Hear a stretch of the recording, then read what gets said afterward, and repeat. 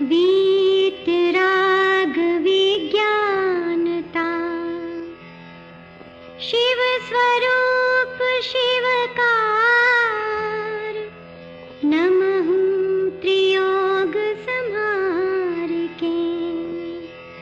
वीतराग विज्ञान अर्थात विकार रहित ज्ञान स्वभाव सारभूत है। वो मंगल स्वरूप है और मंगलकारी है। मैं उसे मन वचन काय इन तीनों योगों को वश में करके नमस्कार करता हूं।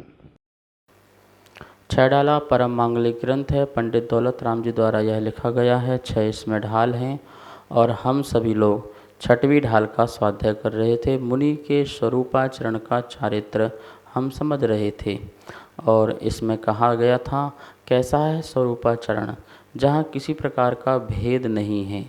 ध्यान ध्याता ध्येय में, ज्ञेय ज्ञाता और ज्ञान में किसी प्रकार का जहाँ भेद नहीं है, अर्थात अभेद है, अखंड है, ऐसा आत्मा का स्वरूप जो है स्वरूपाचरण चारित्र कहलाता है। कल बताया था ध्यान ध्याता और ध्येय। अब ध्यान किसे कहते हैं तो आप जानते हैं कि आत्मा का किसी एक पदार्थ में या एक में एकाग्रता आ जाए, निश्चिंतता आ जाए, उसका नाम ध्यान है। हमारी आत्मा एक वस्तु को लेकर के अर्थात आत्मा को ही लेकर के एकाग्र हो जाए और किसी प्रकार के राग द्वेष आदि विकल्प उत्पन्न न हो, उसे ध्यान कहते हैं। ये ध्यान उत्कृष्ट ध्यान है, ठीक है। वैसे ध्यान 4 प्रकार के होते हैं, आर्त ध्यान, रौद्र ध्यान, धर्म ध्यान और शुक्ल ध्यान। इन ध्यानों का फल क्या है तो यहाँ लिखा हुआ है आर्त ध्यान व रौद्र ध्यान संसार का कारण है, धर्म ध्यान परंपरा से मोक्ष का कारण है, शुक्ल ध्यान साक्षात मोक्ष का कारण है। ये 4 ध्यान में आप देखिए कि हम आर्त रौद्र ध्यान करते हैं तो उस ध्यान का फल क्या मिलने वाला है, संसार ही मिलने वाला है, संसार में ही भ्रमण करते रहेंगे। धर्म ध्यान का फल क्या है, परंपरा से मोक्ष का कारण है। हम धर्म ध्यान में लगे रहें तो परंपरा से कभी न कभी मोक्ष की प्राप्ति होगी।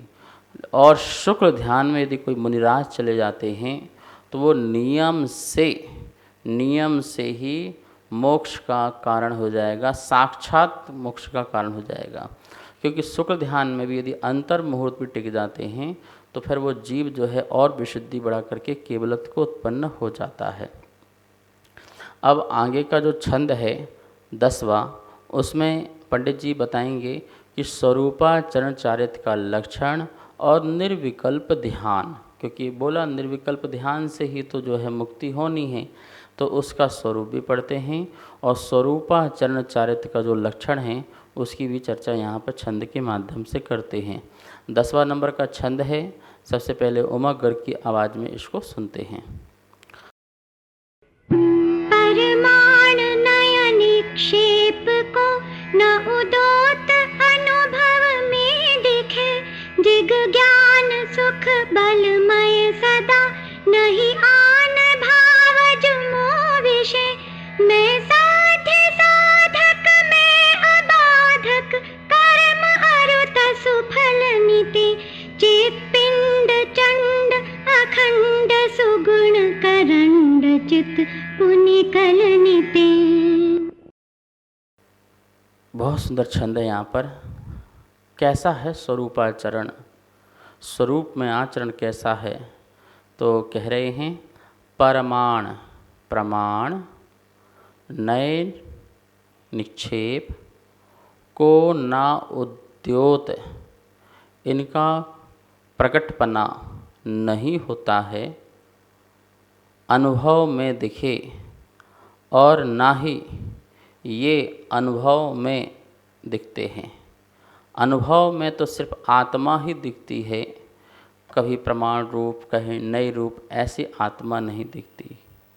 दृग ज्ञान सुख बलमय, दृग दर्शनमय, ज्ञानमय, सुखमय, बलमय, सदा यह उस सदा में रहती है, 4 अनंत चतुष्टय रूप रहती है और इस आत्मा में नहीं आन भाव नहीं होते हैं दूसरे भाव जो मोह विखे जो मुझ में दिखे हों, ऐसे और कोई भाव नहीं होते हैं। अर्थात अन्य राग द्वेष आदि भाव नहीं होते हैं। स्वरूपाचरण में मैं साध्य साधक, मैं आबाधक। कैसा हूँ?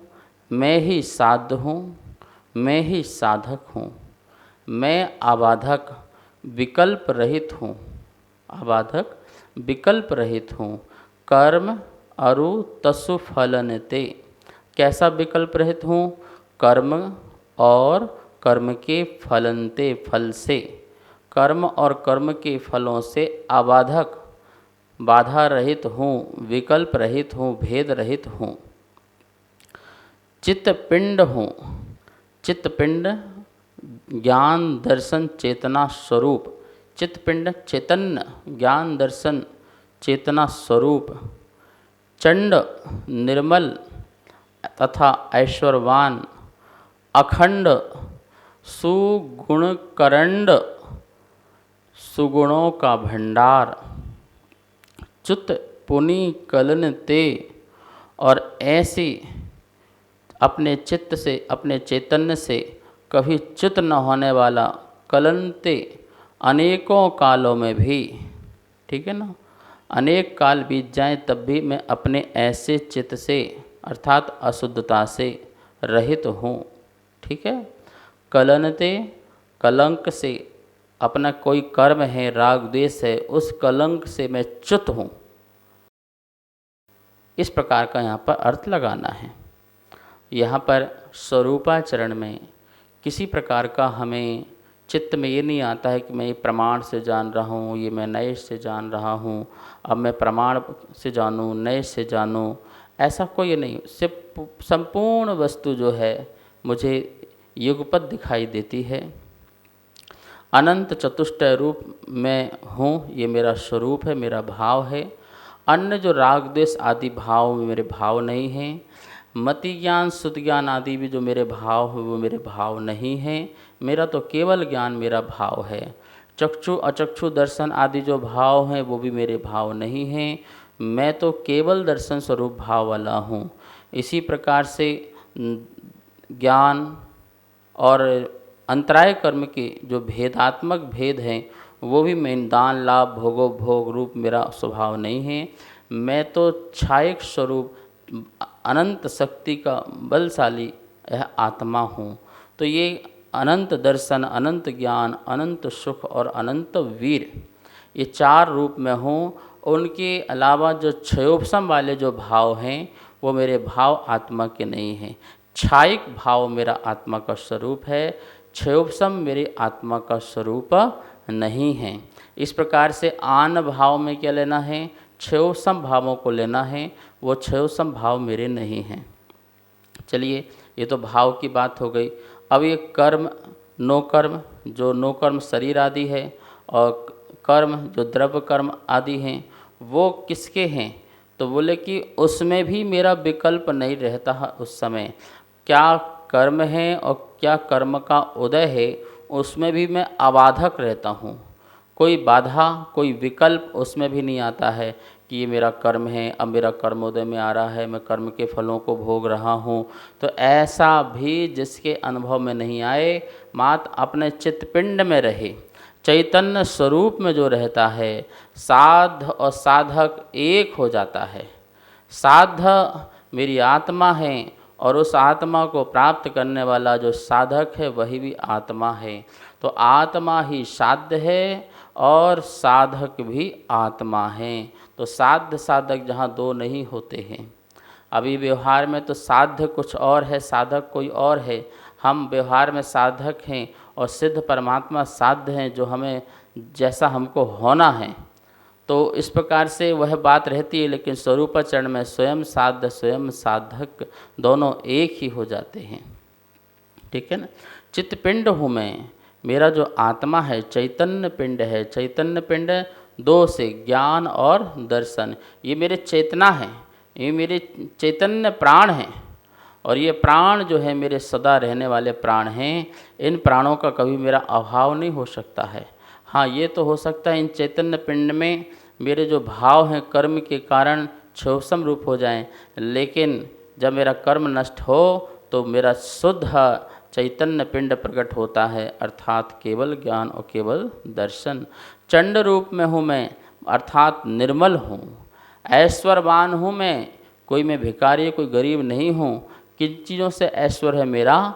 अपने ही गुणों से मैं ऐश्वर्यशाली हूँ। इतने अनंत गुण मेरे में हैं और उनसे मैं संपन्न आत्मा हूँ। उस समय अखंड हूँ, कोई खंड खंड आत्मा नहीं हूँ मैं।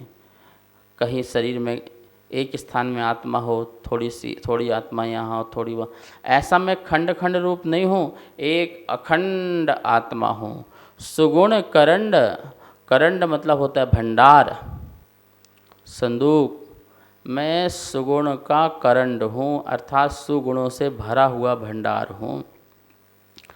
च्युत पुनि कलंक ते, और मैं रहित हो गया हूँ, कलंक ते, कलंक से रहित हो गया हूँ। देखिए, कर्म ही हमारे कलंक होते हैं, हमारे कर्म ही कलंक होते हैं, हमारे राग द्वेष भाव ही कलंक होते हैं। संसार दशा में प्रत्येक आत्मा कलंकित है और हम निष्कलंक आत्मा। हमारा स्वरूपाचरण कैसा है? आत्मा का सच्चा स्वरूप क्या है? निष्कलंक है। तो देखा जाए यह निष्कलंकता कहाँ प्रकट होती है? तो पूर्ण निष्कलंक तो सिद्ध परमात्मा हैं, जो संपूर्ण कलंक से, संपूर्ण कर्म के कलंक से रहित हैं।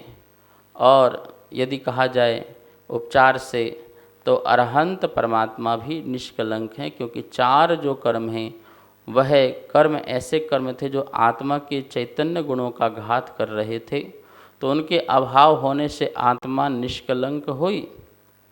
ठीक है, तो सकल परमात्मा और निकल परमात्मा दोनों ही परमात्मा को हम निष्कलंक कहते हैं। सिद्ध परमात्मा तो पूर्ण निष्कलंक है, चूँकि चार आघातीय कर्मों का सद्भाव होने से अभी हम पूर्ण निष्कलंक अरहंत को नहीं, लेकिन उपचार से कह सकते हैं। तो मेरा जो स्वरूपाचरण है, इस गाथा के अनुसार, इस छंद के अनुसार यदि अपन देखें तो पंडित जी ने स्वरूपाचरण जो है कौन से ध्यान में बताया है?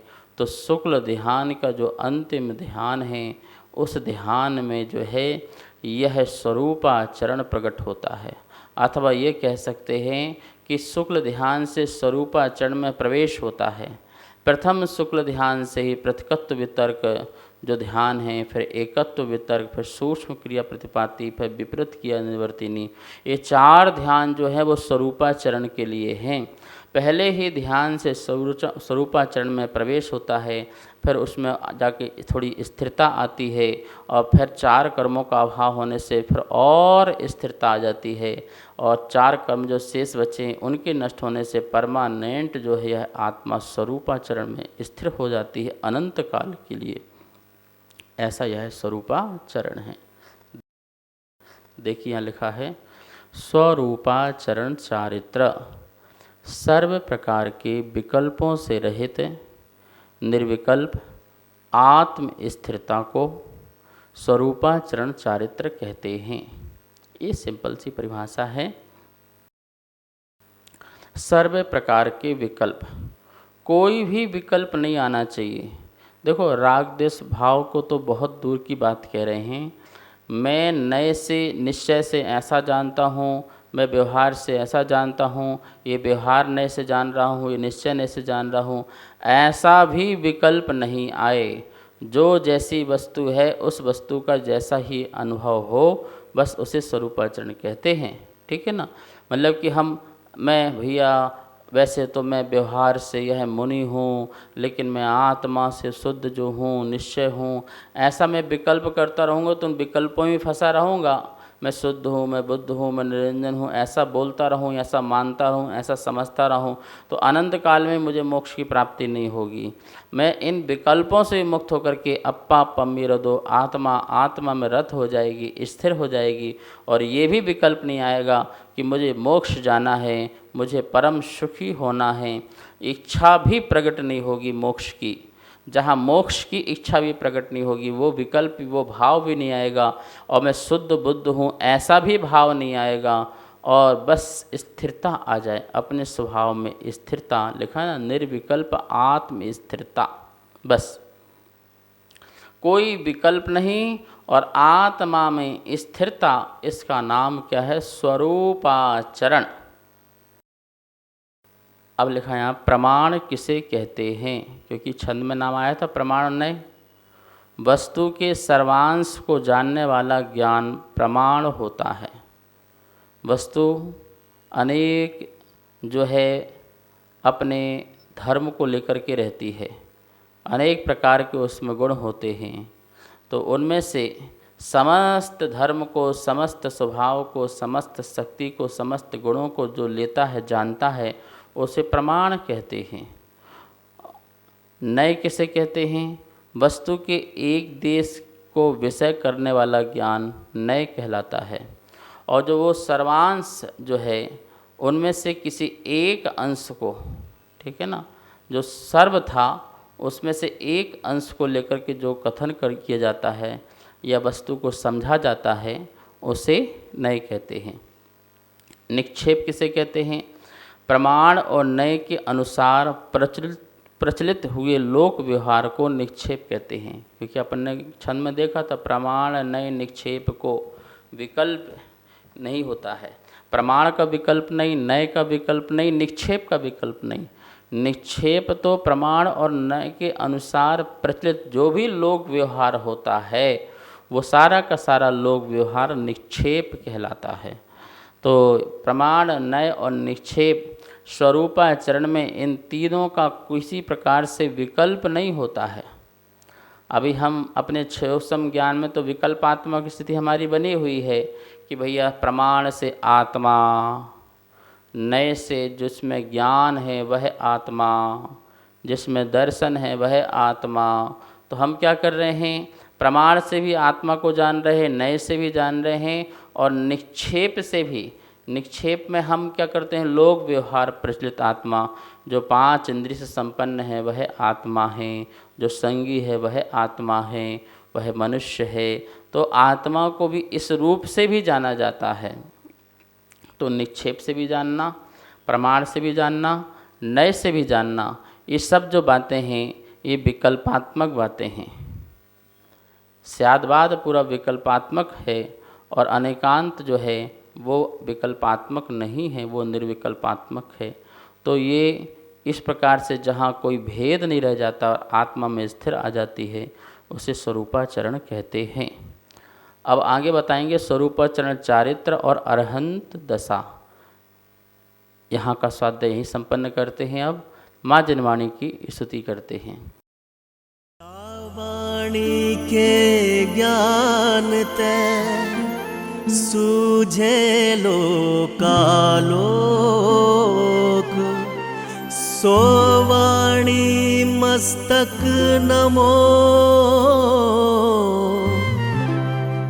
सदा देत हूँ धोख, सदा देत हूँ धोख।